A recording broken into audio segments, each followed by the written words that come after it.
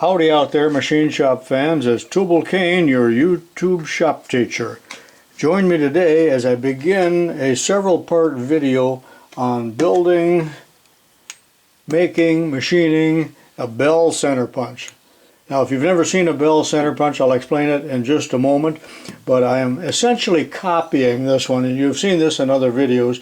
And it was this is a rather antique tool here. It's made by the Cushman Chuck Company, which used to be quite a large company making lathe chucks, and I didn't know they made other things, but here it is. This is probably 90 to 100 years old, but I'm essentially copying this, and this is my prototype, and it's going to look something like this. There will be plans here for this pretty soon available by Toll, and that's how you will get them if you're interested in building this. It's going to be a fun project, a little bit different, not all that complicated, but the order of operations to gain concentricity here is of the utmost importance. Now first, let's see what this is for. There are many ways of finding a center of round stock, and this is the South Bend How to Run a Lathe book, and here's a couple methods. All of these are relatively archaic, and it's so easy to find the center just by putting the work in a 3-jaw chuck. I know that. And here's another method with using the hermaphrodite caliper. Most of you probably don't even have one of those. And yet another method there. But here it shows a bell center punch being used, and I'm going to pop a few centers here in a second, but it's essential that the end of the work be square, that is, should be faced, and that the bell center punch be presented to the work perfectly parallel, perpendicular, or straight, or whatever word you want to use. This punch has a range of the sizes that it will accommodate, and probably starting at about 1/2 inch, because that's a 3/8 hole in there. So this is, I believe, 3/4 stock, fits in there nicely, up to about 1.25 inches. You, of course, are free to make this in any size you want. You can modify it and make it much larger if you feel like it, but here's the whole idea, is that it is put onto the work, square the work up nicely, or square the punch up, and hold it tightly and tap it with a brass hammer, always a brass hammer, on punches as far as I'm concerned, and that will find the center of the work. Pretty slick, huh? And of course it derives its name, and I am a champion of the obvious, telling you that. And it's Christmas time, but it looks like a bell. Ding-a-ling-a-ling. The punch itself, of course, has been hardened, or I started with a piece of hard stock, but you will probably need to harden 3/8 material, and you could make that any size you want, depending on what you have available in your own shop. Now, I used to make these, or have the students make these, so many, many years ago, probably in the late 60s, in the machine shop when I was teaching. They always turned out unusable, and the problem was, and these appeared in several of the project books that I had at that time, and I believe it's in the old South Bend project book, but I am not able to get my hands on that, but it might be available on the internet or in Google or some such thing. But the point here is that the kids, the students, would make these, and then the hole in here the bottom was not concentric with the cone, which means that it guaranteed that the punch punched the center hole off center or eccentric, which rendered it absolutely useless. They were not able to understand that, and as a young teacher, maybe I wasn't able to make them understand it, but I'll go into great detail in this video trying to show you how to have a successful one. Let's get started now. I know I've been talking too much, and this is a piece of 2-inch steel, relatively soft.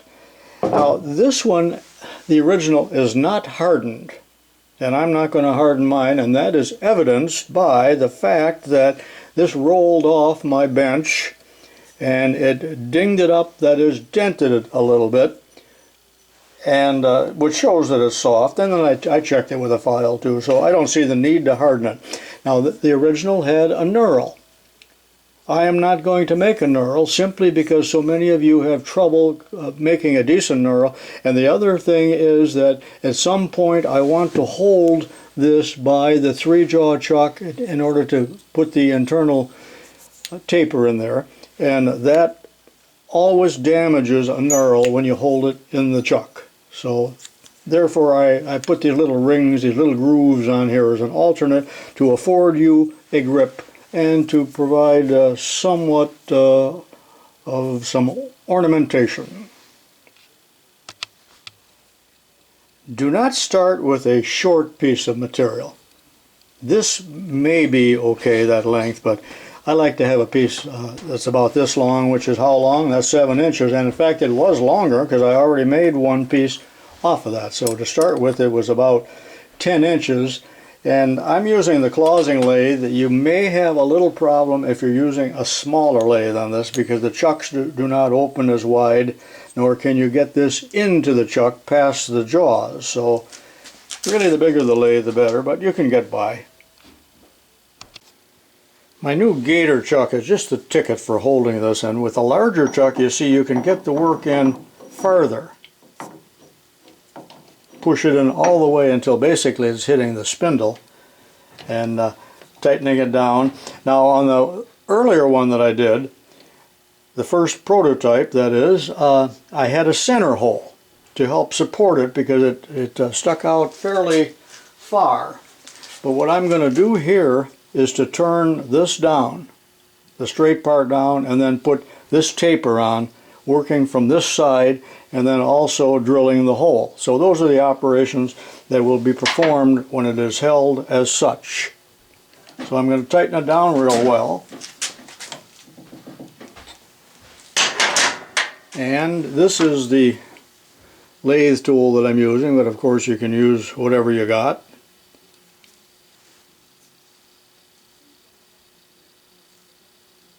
I wish Shars would give me some promotional consideration, because I've given them quite a bit. And I haven't, well, I did ask one time, and I never got an answer. I suppose they get a lot of requests. After all, their business is selling, not giving away. I changed my mind, my prerogative, you know. I'm going to use this. That's Shars too. Use that tool to face it off. You gotta love the Sorolla tools, don't you? So I'm just facing it off. Lock the carriage. I'm at about 500 RPM. You know, a lot of people ask me, what was your RPM? What was your feed? How did you arrive at that? I don't know. After you gain enough experience, you can tell by the feel of the cut and the sound of the machine and all of that. But this is 2-inch diameter stock, and I'm just going to face it off. I could care less about the finish, and the finish isn't good because I'm feeding rather fast.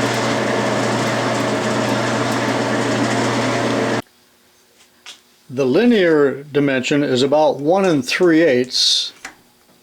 Now, I do not have the final drawing from Toll yet, so I'm going by my prototype. So you refer to the drawing when you do this, because the dimensions may vary slightly.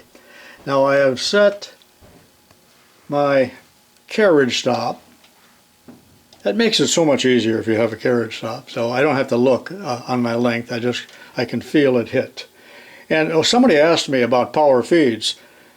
I'll be using power feed, but then I stop the power feed when I'm about 1/8 of an inch away or so, and I finish it off. Never come up against the power feed or the carriage stop with a power feed. You will crash. The diameter right here is 13/16, which is 8/12. I still like to use an outside caliper to rough it down, and when I get to the point where the caliper fits, then I take my other cuts and measure with a micrometer. And I still prefer an outside micrometer over a dial caliper or digital caliper, but of course choose your own weapon. Here I go, and this is about a 6,000th speed, but yet there's a lot of metal to take off when you think about it. It'll be a big pile of chips. Now when I first start, I just take trial cuts to see how my feed is and how my depth of cut and all of that. And it's very easy with a variable speed on the clothing just to speed the spindle speed up as I get smaller diameter. I am power feed now. And as I approach the stop, I will feed by hand. Power feed off, and I bring it in until I feel it hit. Come back, about a quarter of a turn on the cross feed. Again, you could care less about the finish.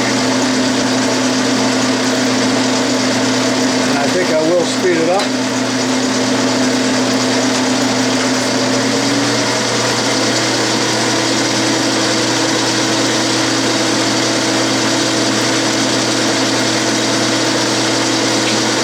You do not want your chips to be blue or yellow.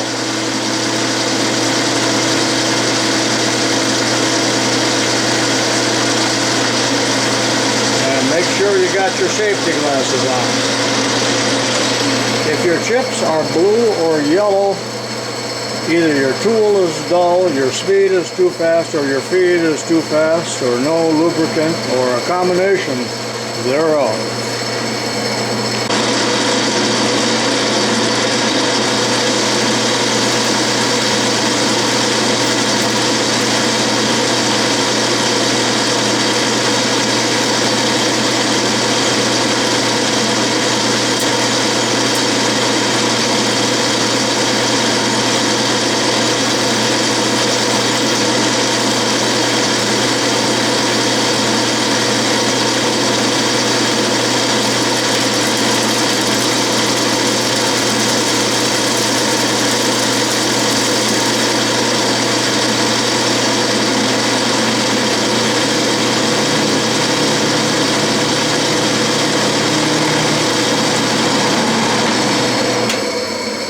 I had a scare from several viewers telling me how toxic the smoke is from the cutting oil, so now I'm worried about that and trying to use it sparingly or switch to other coolants or something.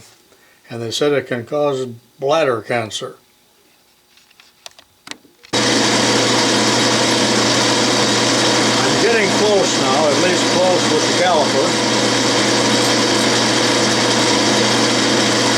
I'll take a measurement with a micrometer at the end of this cut and then start taking it two-dimensional.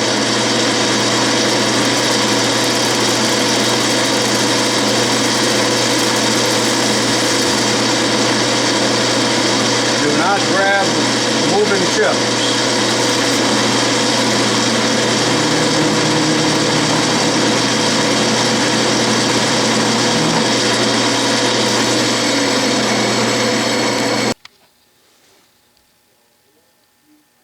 I'm at about 900 thousandths, so I'll take 50 thousandths off, and I'm going to speed the spindle up a little bit.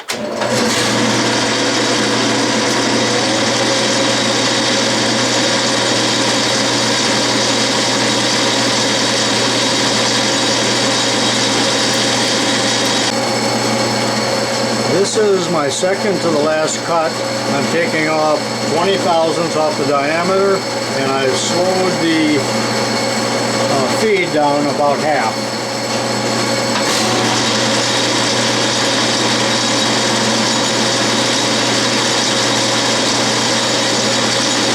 Take trial cuts and check with a micrometer as you approach your dimensions so you do not go undersized.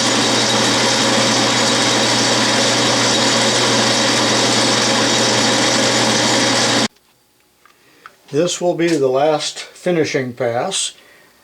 10 thousandths depth of cut, 2 thousandths feed. I sped up the spindle to 900 RPM.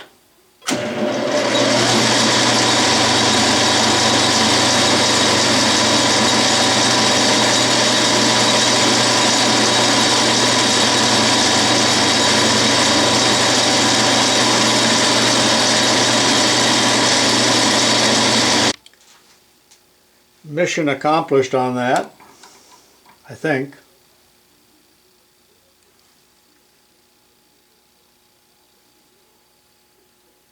Yeah, 811 is what it is. Thousandth under. Remember that that dimension is not critical at all. If you want to do a little polishing at this time, if you think you need to, feel free.